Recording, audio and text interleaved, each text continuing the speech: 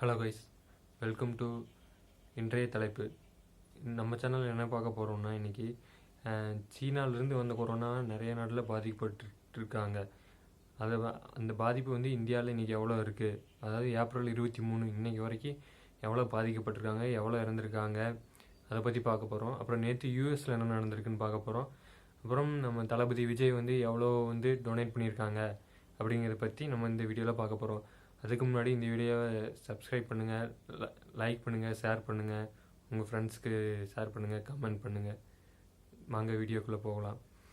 இன்றைக்கி நம்ம என்ன பார்க்க போகிறோம்னா, இன்றைக்கி வரைக்கும் கொரோனாவில் வந்து இந்தியாவில் வந்து எவ்வளோ அஃபெக்ட் பண்ணியிருக்காங்கன்னு தான் பார்க்க போகிறோம்.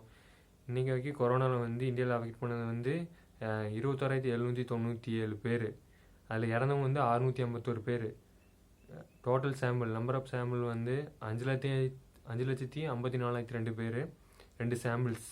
அப்புறம் இண்டிவிஜுவல் வந்து 4,85,172 சாம்பிள்ஸ். இதை வந்து ஐசிஎம்ஆர் வெளியிட்டிருக்காங்க. ஐசிஎம்ஆருங்கிறது வந்து Indian council of medical research ஹெல்த்லேருந்து இந்தியா ஹெல்த்து இதிலேருந்து வெளியிட்டிருக்காங்க. அடுத்து நம்ம என்ன பார்க்க போகிறது, அடுத்த பாயிண்ட் வந்து யூஎஸில் நேற்று என்ன சொல்லியிருந்தாங்க. யூஎஸில் வந்து நேற்று மட்டும் 24 மணி நேரத்தில் 1,700 பேர் இறந்துருக்காங்க.